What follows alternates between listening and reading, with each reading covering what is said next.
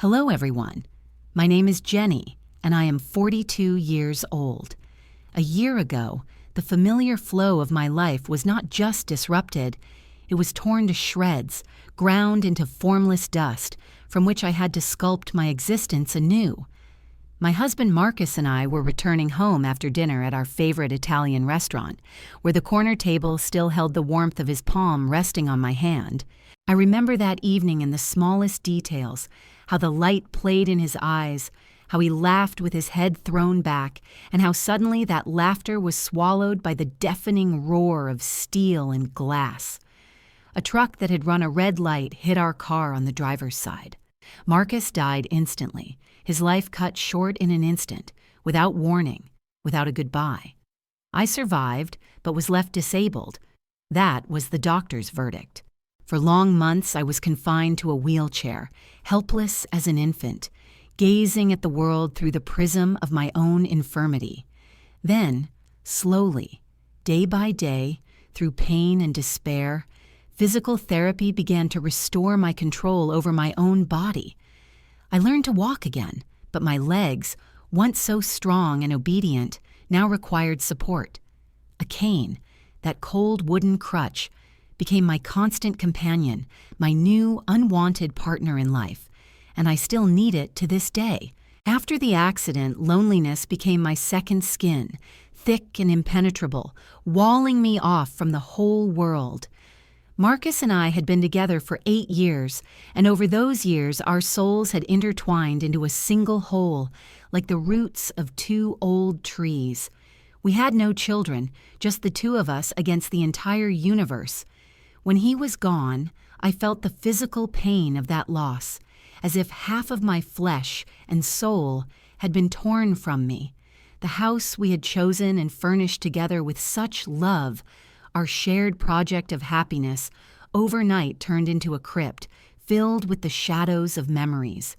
It became empty, cold, and unbearably quiet without his loud laughter, without his footsteps in the hallway.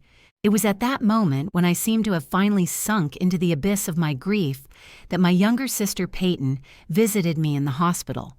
She is 35, 7 years younger than me, and that day she came with her husband David. They both looked so concerned, their faces distorted by genuine sympathy, and their eyes showed sincere care. "The doctor said you'll need help at home, Jenny," Peyton said, squeezing my helpless hand in her warm palm. "You can't do everything yourself yet." "We want to move in with you," David added softly, standing at the head of my bed. "We can help you around the house, cook, clean, until you get better." I was so immensely grateful to them at that moment. The thought of being alone in that huge, echoing house, struggling with basic things like getting to the bathroom or pouring myself a glass of water, filled me with panic horror. So I agreed, feeling both relief and guilt for burdening them with my troubles. They moved in with me 2 weeks after I was discharged from the hospital, bringing bustle and noise into my life, which at first seemed like a healing balm. At first, everything seemed idyllic, almost perfect. Peyton became my hands and feet, helping with what I couldn't do myself. She cooked meals, filling the house with familiar aromas, cleaned, clearing away the traces of neglect, helped me dress when my hands refused to obey, trembling and dropping things.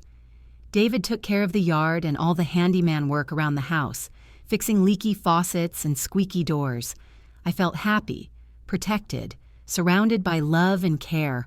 I began to believe again that life could get better. But I need to tell you about my relationship with Peyton, about the foundation on which our sisterly bond was built. Our parents passed away when we were very young. I had just turned 23, and Peyton was only 16. I, barely on my own feet, became her legal guardian. I took her to my modest rented apartment, where 2 rooms seemed like a whole world to us.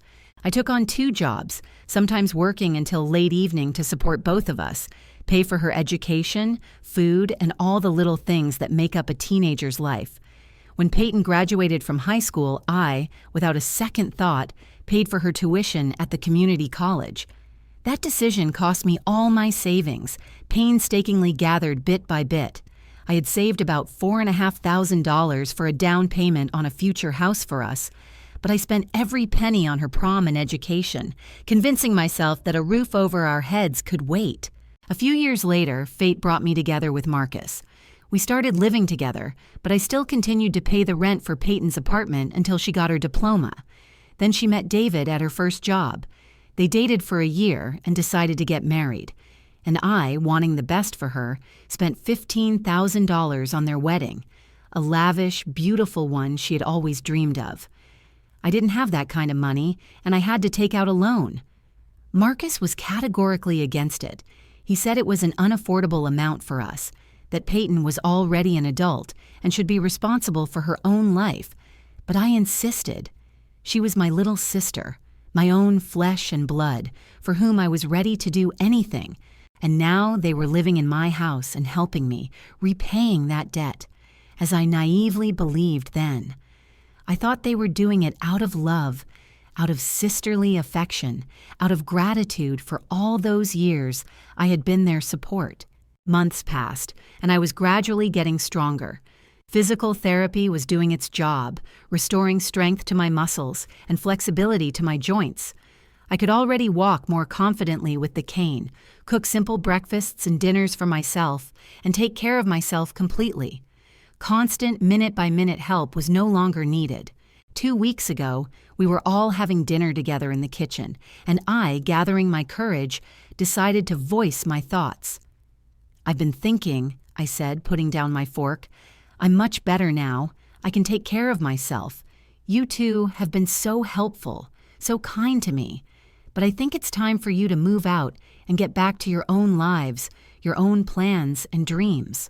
An oppressive, thick silence fell in the room, a silence you could cut with a knife. Peyton and David instantly exchanged glances, and in that quick, almost invisible look, something elusive, alien, flashed. They said nothing in response to me. David just silently continued eating, staring at his plate. Peyton slowly, almost reluctantly, nodded and said in a lifeless tone, "Okay, Jenny, we'll discuss it." But days passed, and they never brought up the topic again, living in my house as if that conversation had never happened. 2 weeks passed, and nothing changed. They were still living in my house, occupying their rooms, using my things, as if my statement was just an empty sound, a whim of a convalescent not worth paying attention to. Then yesterday, something happened that forever changed my perception of reality, turned everything I believed in upside down. I was sitting in the living room in my favorite armchair, the very one Marcus always used to sit in, and tried to read a book, but my thoughts were tangled, refusing to form lines. Suddenly, my phone, lying on the table, vibrated quietly. It was a message from Peyton. I opened it without thinking, expecting to see a question about what to buy for dinner, but it wasn't a text message.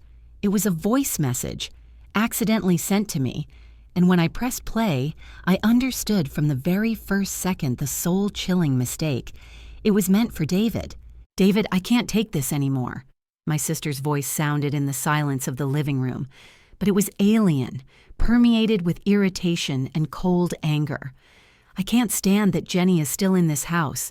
She's such a burden, a constant reminder of a debt. We've already spent so much time and money on her. Money we could have invested in ourselves, in our future." I froze, feeling an icy wave roll through my entire body. My hands trembled, and the phone almost slipped from my disobedient fingers. "But I've found a solution," Peyton continued, and her voice became hard, businesslike. "There's a nursing home on the outskirts. It only costs $1,200 a month. I've already spoken to the administrator. I told him that Jenny has mental problems, that her mind became clouded after the accident, and that it's dangerous for her to live alone. He was very understanding and agreed to help. I couldn't breathe. The air seemed to freeze in my lungs, turning to lead. I kept listening, unable to tear myself away from this monologue of betrayal. I also checked all the documents for the house. The house is formally in Jenny's name, but I found a way to transfer it to our names. You remember my friend Amanda, who now works at the county registration office? She agreed to help us with the paperwork. We can process everything quickly, and without Jenny's knowledge, She won't find out." My heart sank, plummeted into an abyss.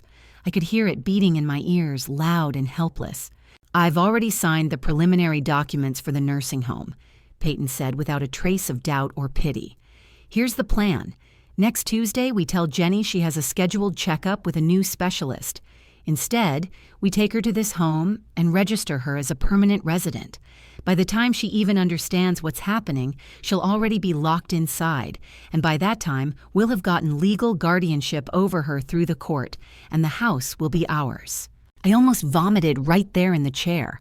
Amanda said that with the medical reports we have, which mention Jenny's clouded mind after the accident, it will be easy to prove that she can't make decisions for herself. That terrible monologue continued to sound in my head. And once we get the house, we can sell it. It's worth $720,000.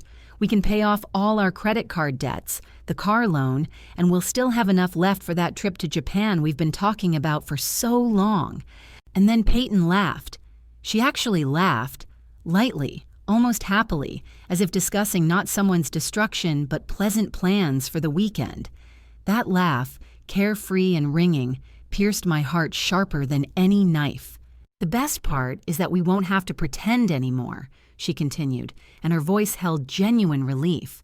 "We won't have to help her bathe, cook for her, listen to her talk about Marcus over and over again. God, I always hated that man. I'm glad he's dead." Tears streamed down my face, burning with shame and horror. They rolled down my cheeks and fell onto the book lying on my lap, leaving wet, blurry spots on the pages. "In a month, Jenny will be in that nursing home. We will own everything, and we can finally live in peace without that stupid cripple bossing us around." The message ended, but the silence that followed was even more terrifying. I sat in complete shock, paralyzed, unable to move a hand or a foot. My mind, refusing to process what it had heard, went numb. My own sister, the very girl I had raised, fed, clothed, whose tears I had wiped, and whose joys I had shared. The sister for whose well-being I had consciously sacrificed my own happiness, career, financial stability. All those years I had given to her flashed before my mind's eye. The exhausting work at 2 jobs when I returned home after midnight, barely on my feet. My modest savings, which I, without a second thought, spent on her education and that very lavish wedding she dreamed of. The loan I was still paying off, denying myself the bare necessities. And all that mountain of sacrifices, all that boundless love, had turned into this. Cold, calculated betrayal, a plan for my destruction. This is how she decided to repay me for everything.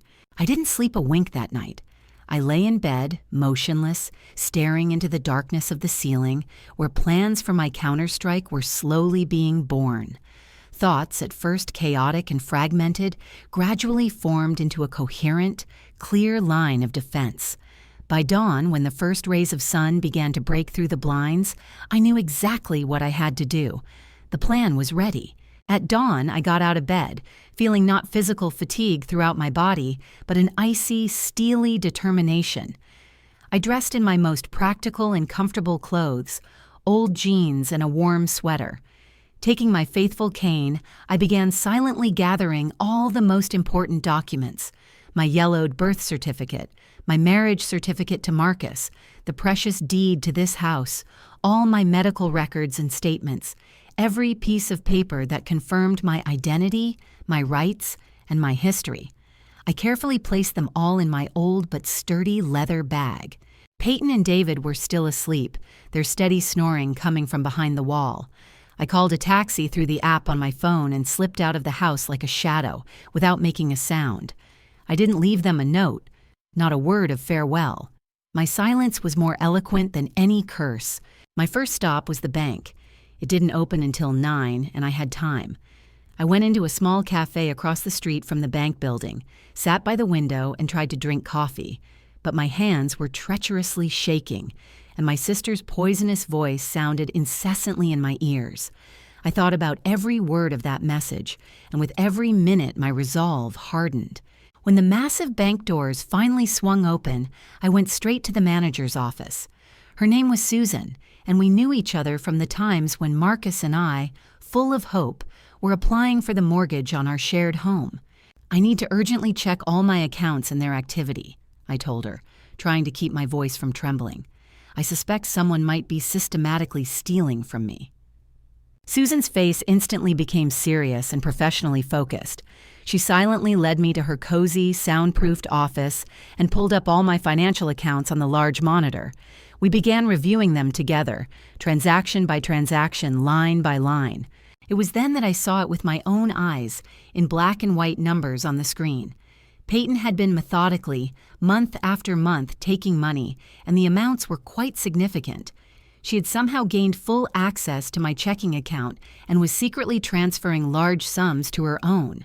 In total, she had embezzled about $10,000, my money, which I had been saving for rehabilitation.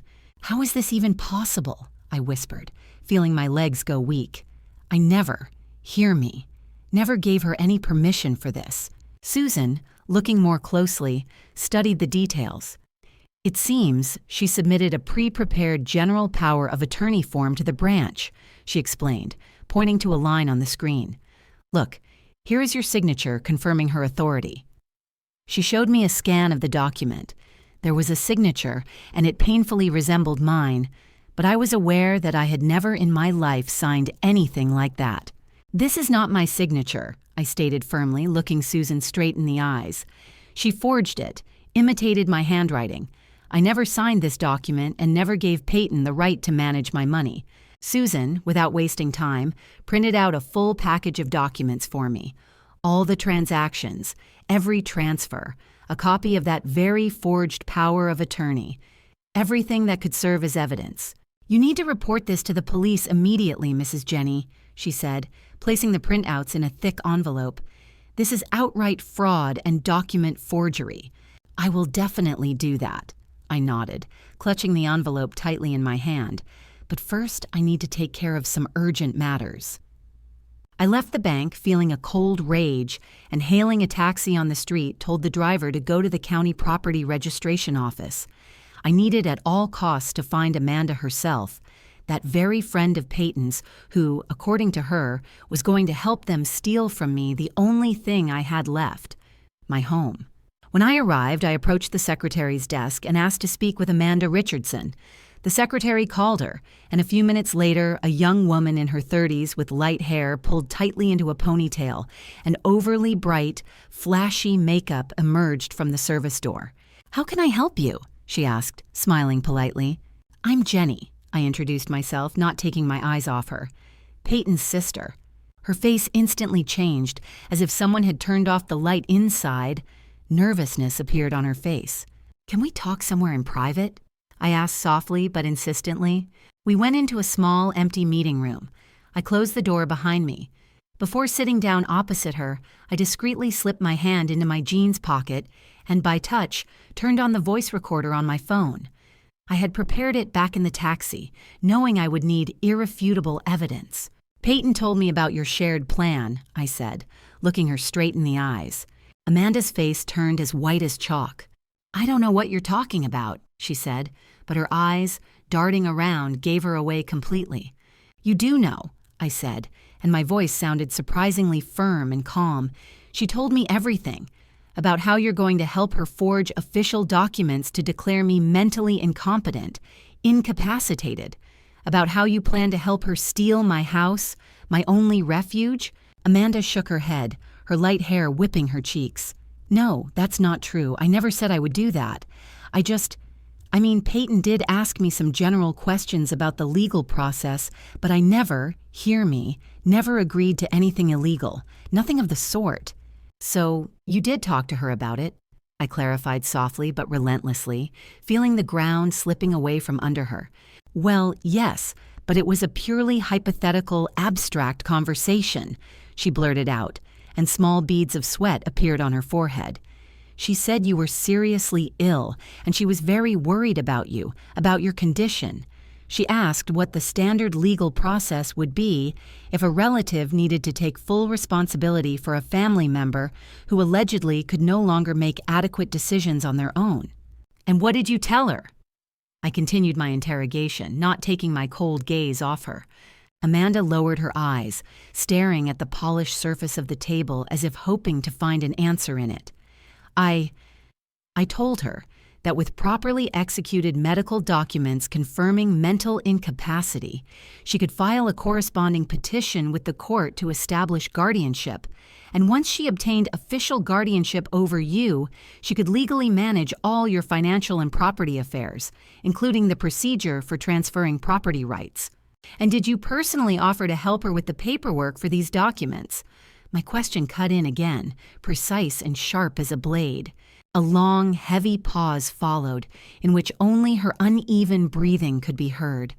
Then Amanda quietly, almost in a whisper, uttered, She asked me to help her ensure that all the documents would go through the instances as quickly as possible and without unnecessary questions. She said you were in real danger, that you urgently, immediately needed help. And I said I would see what I could do for her, within the law, of course. So you were indeed going to help her forge documents and steal my house. I drew the line, feeling the bitter taste of victory. No, I genuinely thought I was helping someone who really needed it.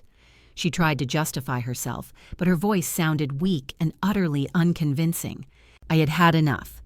I silently slipped my hand into my pocket and, by touch, turned off the voice recorder, stopping the recording. Thank you for your candor, I said coldly, rising from the chair, and without looking back, left the office, leaving her alone with her pathetic excuses. Then I went straight to a lawyer. I had called an old friend that same night, and she recommended a specialist.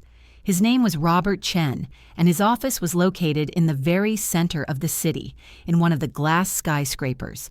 Robert, a man in his 50s with an attentive, penetrating gaze, listened to me without interrupting as I, stumbling and confused, laid out this heartbreaking story to him. I let him listen to that fateful voice message from Peyton. I showed him the bank statements with the marks of unauthorized transfers and a copy of the forged power of attorney.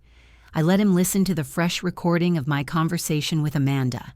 When I finally finished, he leaned back in his leather chair and whistled softly.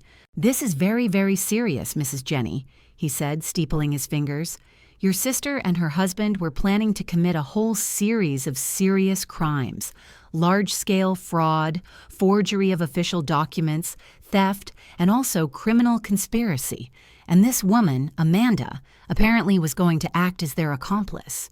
What should I do now? What can we do?" I asked, staring at him with a gaze full of desperate hope. "We go to the police," he stated without hesitation. "Right now, today. With such a volume of irrefutable evidence, they will simply have to immediately start an official investigation. And my sister, Peyton, will she go to prison?" A treacherous whisper escaped me. Robert looked at me attentively with a touch of pity. "That will depend on many factors. The prosecutor might offer them a plea deal in exchange for a reduced sentence. But yes, I must warn you, there is a very high probability that she and her husband will face full criminal charges." I thought again of Peyton, of that fragile girl I had once raised, of the sister for whose well-being I had sacrificed so much, and I remembered those chilling words from the message about how she hated Marcus, how she was glad he was dead, how she dreamed of getting rid of me, the stupid cripple, as soon as possible. "Let's go to the police," I said quietly but very clearly, making my final decision. That night I didn't go home. I rented a room for a day in a nondescript hotel near the airport. It was a standard room, nothing special, but clean and, most importantly, absolutely quiet. I desperately needed to be alone, to catch my breath and gather my thoughts. My phone kept vibrating, bursting with calls and messages. Names flashed on the screen one after another. Peyton, David. They wrote the same thing. "Jenny, where are you? Are you okay? We're very worried about you. Please call us. Get in touch." I didn't respond. I simply turned off the phone, cutting myself off from their lying world, and lay down on the impersonal hotel bed, staring at the white ceiling. Tomorrow everything would change irrevocably. Tomorrow Peyton would learn that I knew about her monstrous plan, and her own world built on betrayal and greed would collapse, just as she had planned to destroy mine. The next morning, just as dawn was breaking, I met Robert at the entrance to the police station, as we had agreed the day before. The air was cold and transparent, as if nature itself had frozen in anticipation of the coming outcome. Robert, businesslike and collected, held a thick leather folder containing all the gathered evidence: bank statements with the damning numbers, the forged power of attorney with the fake signature, the recording of my conversation with Amanda, and of course that very voice message from Peyton echoing endlessly in my head. We sat down in an office with two detectives who listened to us from the start with imperturbable professional seriousness. They listened attentively, without interrupting, to my entire story, making notes in their notepads, asking clarifying questions about when exactly I had discovered the fateful message, about all the intricacies of my relationship with my sister, about the details concerning the house and the missing money. Their faces remained impassive, but I could read growing astonishment in their eyes. When I finally fell silent, having exhausted all words, one of the detectives, who had introduced herself earlier as Martinez, put down her pen and said with cold clarity, "We have more than enough grounds for immediate procedural actions. I want to be present during their arrest and initial interrogation," I stated, and my voice sounded firmer than I expected. Detective Martinez looked questioningly at Robert. He, without hesitation, nodded, giving his silent consent. "We can arrange that," Martinez confirmed. An hour later, our small convoy, consisting of 2 police cars, was already speeding along the familiar streets towards my own house, which had suddenly turned into a den of traitors. Robert sat next to me in the back seat, trying to neutralize my nervous trembling with his calmness. My hands wouldn't obey, and the same question kept running through my head. What would Peyton's face look like the moment she realized her vile plan had collapsed and the secret was out? We arrived at the house around 11 in the morning. The sun was already beating down on the roof, and there was a kind of evil, mocking paradox in that.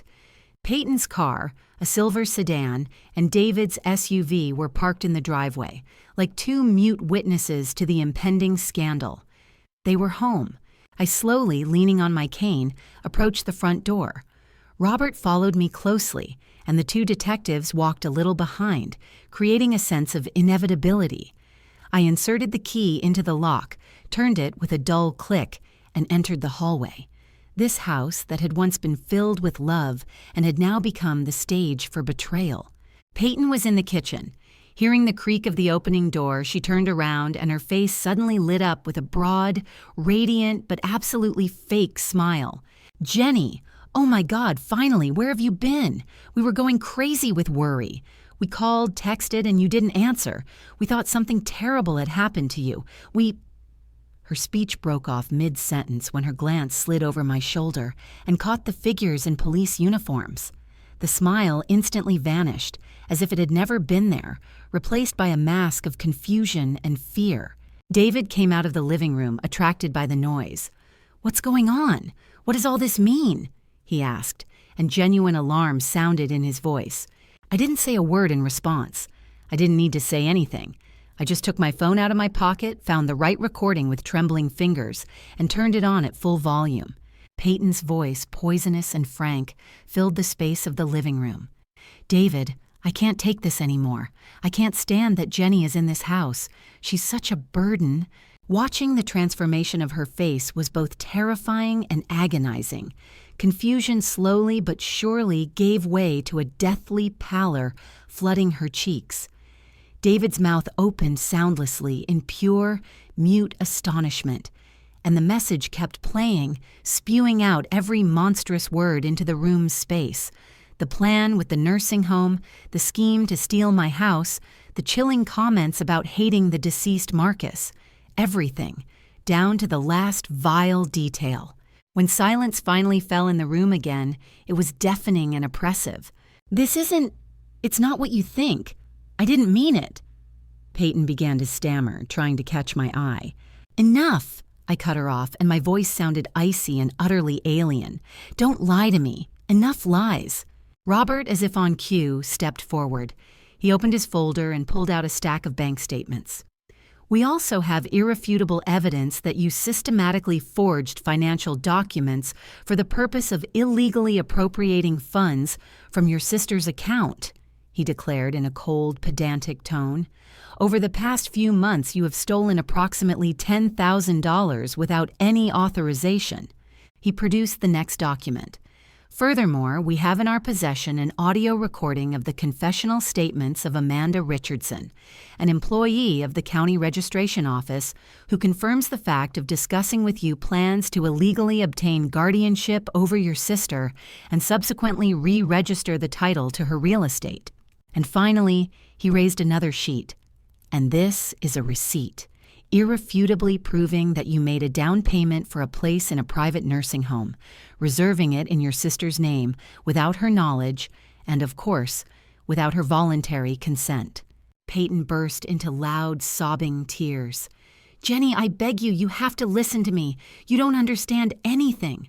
We were only trying to help you, to provide you with the necessary care. You really needed help. I needed you to stop lying," I interrupted her, and there was not a drop of pity in my words. But you didn't stop. Detective Martinez, who had been silently observing the scene until now, stepped forward decisively. "Peyton Morrison, David Morrison, you are both under arrest on suspicion of committing a series of crimes, including large-scale fraud, forgery of official documents, theft, and criminal conspiracy for the purpose of illegal property seizure." No, please don't," Peyton sobbed, addressing me. "Jenny, I'm your sister, your own flesh and blood. I just made a terrible mistake. I was blinded by greed. Please don't do this. Forgive me." David stood in complete stupor, pale as a sheet, and said nothing, staring into space with eyes wide with horror. The second detective, massive and imperturbable, in a measured, trained voice, read them their rights, and the metal bracelets of handcuffs, cold and impersonal, clicked around Peyton's and David's wrists, binding their hands in silent testimony of their guilt.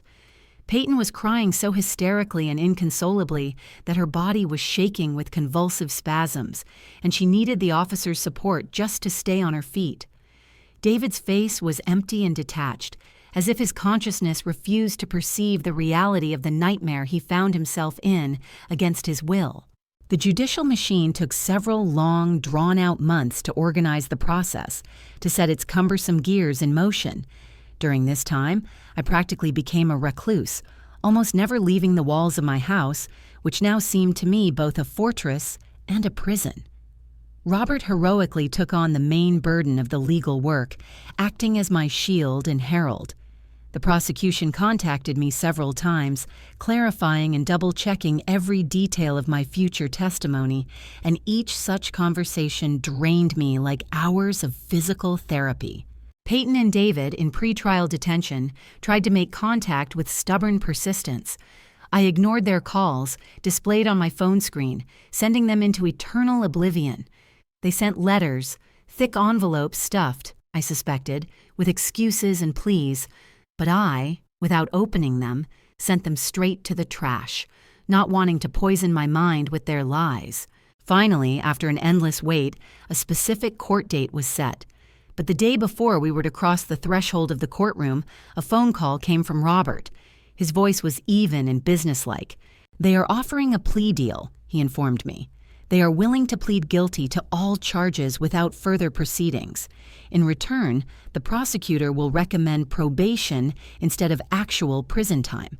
6 months probation for each of them, and the same for Amanda." "What would that mean in practice?" I asked, trying to comprehend what I had heard. "It means that for 6 months they will be on probation," Robert explained. "If they have no legal troubles during that period, they will avoid prison, but the criminal record will remain with them forever. Additionally, they will be required to fully reimburse all the embezzled funds, as well as pay an additional $20,000 in compensation for moral damages to you." I sank into long, heavy thought, weighing every argument. "Will they lose their jobs?" I asked the key question. "Most likely, yes," Robert replied without a shadow of doubt. The vast majority of employers will not tolerate employees with a criminal record for fraud and document forgery.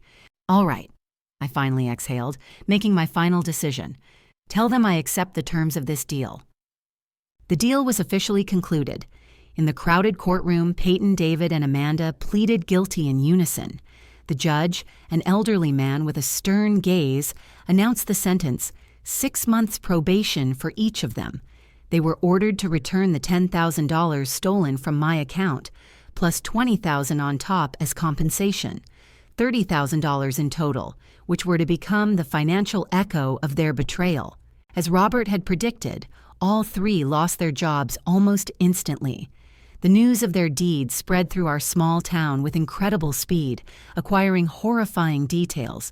Mutual acquaintances, random passers-by, everyone was whispering about their vile deed. Friends turned away from them.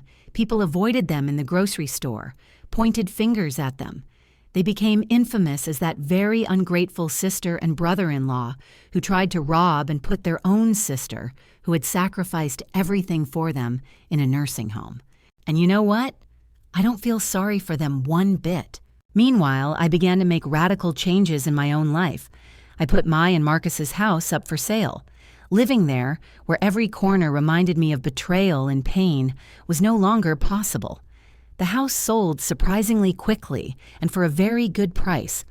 I used the proceeds to buy a spacious, bright apartment in a modern residential complex specifically designed for people with disabilities. This place was perfect. A good medical clinic was nearby where I could continue my physical therapy sessions. The building itself had a gym with adapted equipment, as well as a pool where I could exercise without straining my damaged legs. It was my new beginning. I also visited a notary office and completely changed my will.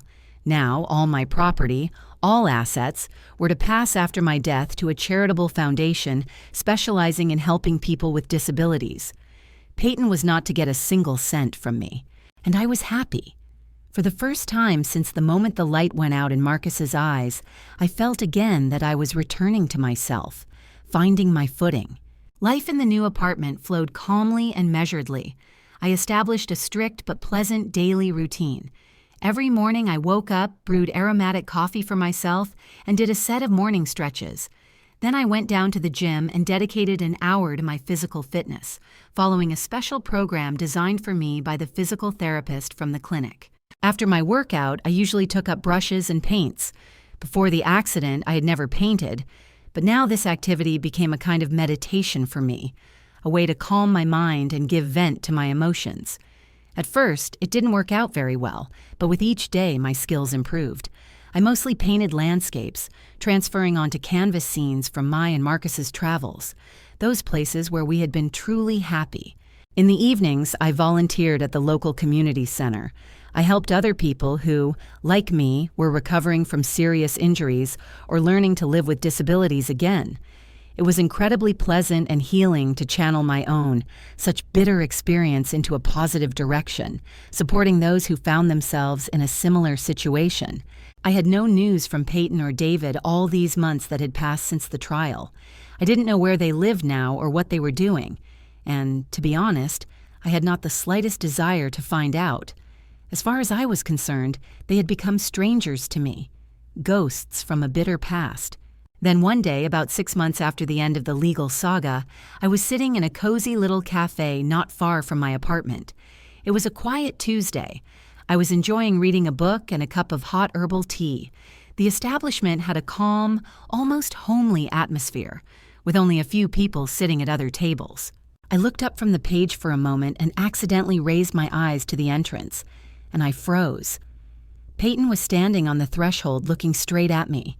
She looked different, thinner, haggard. Her hair was cut short and dark, almost purple shadows of fatigue lay under her eyes.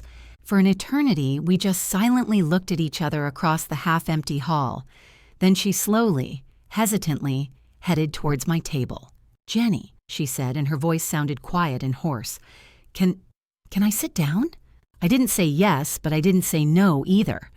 She took my silence as silent consent, pulled out the chair opposite me, and sat down. We sat in oppressive silence that seemed to last forever. I noticed her fingers lying on the table, trembling slightly. "I saw you through the window," she finally exhaled, breaking the silence. "I wasn't following you, I swear. I was just walking by, accidentally glanced inside and saw you sitting here, and I thought, maybe it's a sign that I should try to talk to you." I didn't answer her with a single word.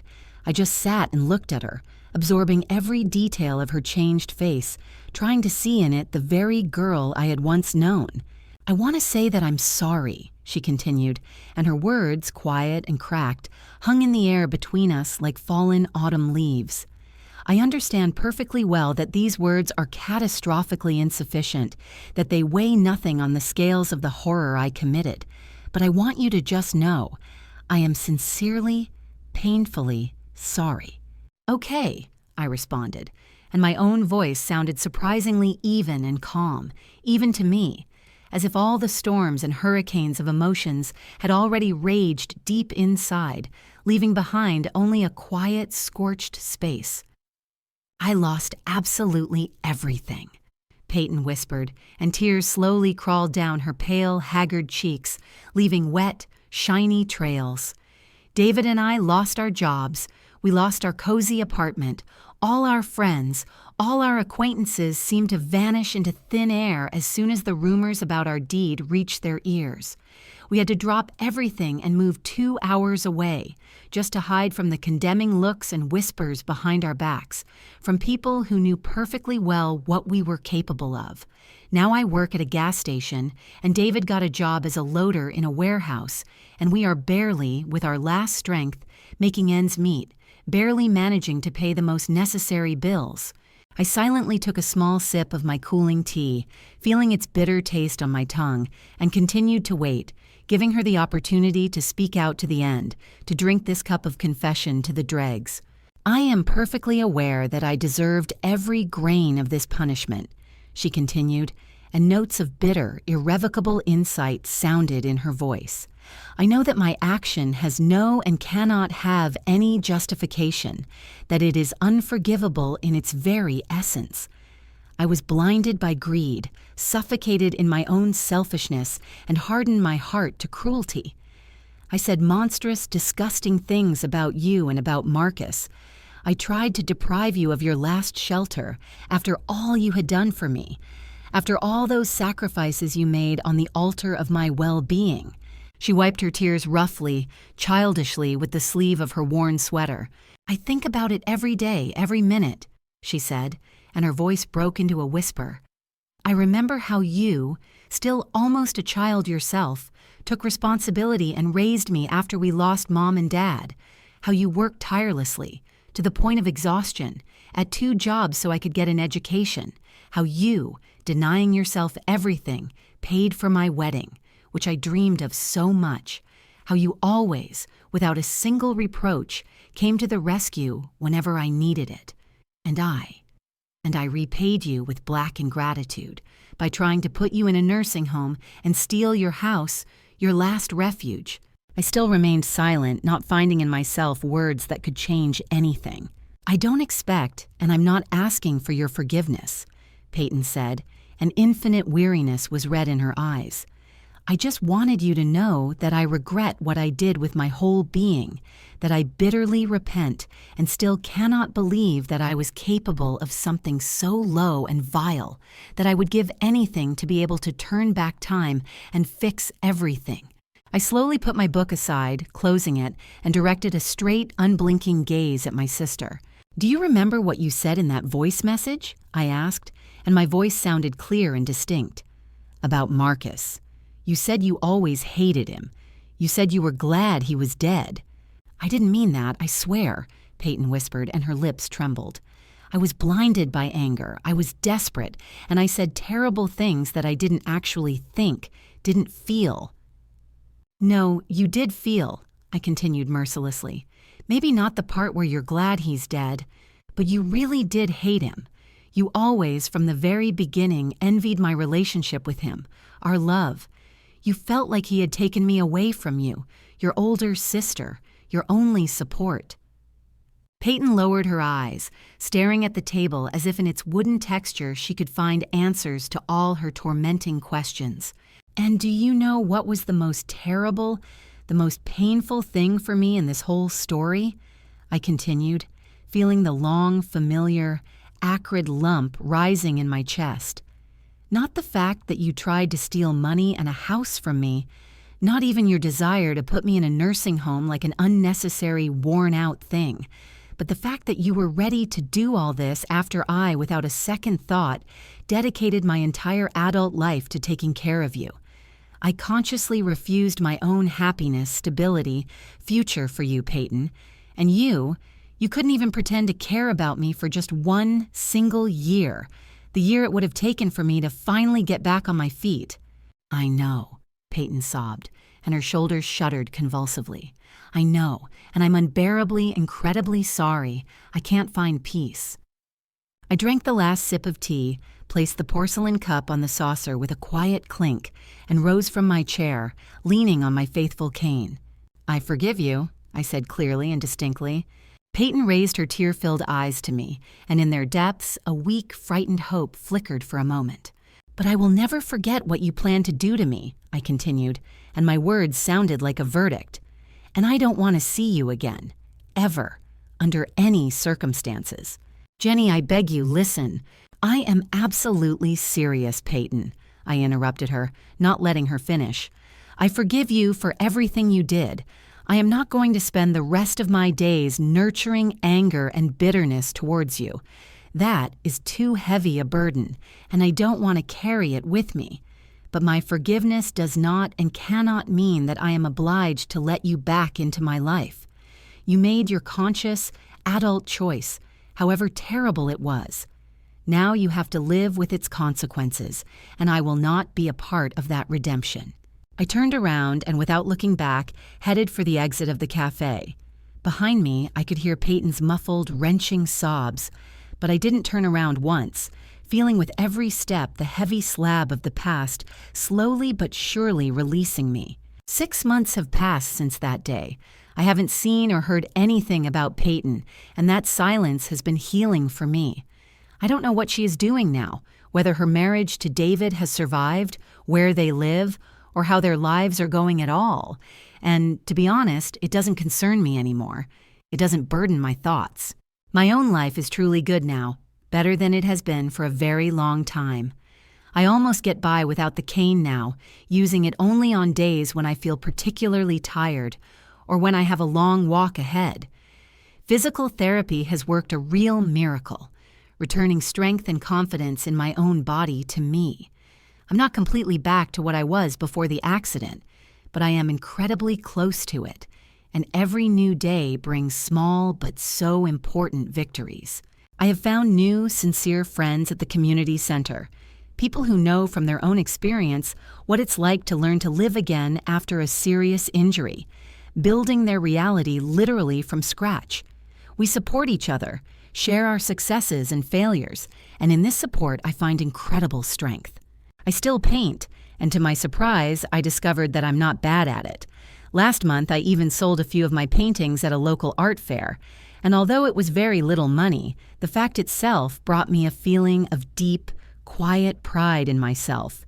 I still miss Marcus every single day, and I think this pain will remain with me forever, like a scar on my heart. But now, with time, its sharpness has dulled, giving way to a light, almost weightless sadness, and when I remember him, I mostly think of our happy moments, the travels we took together, the quiet family evenings, and how he could make me laugh until I cried.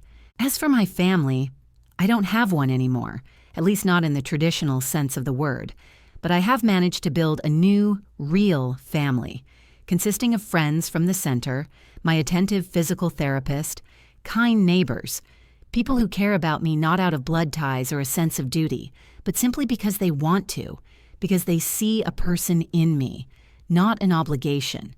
And that turns out to be more than enough for happiness.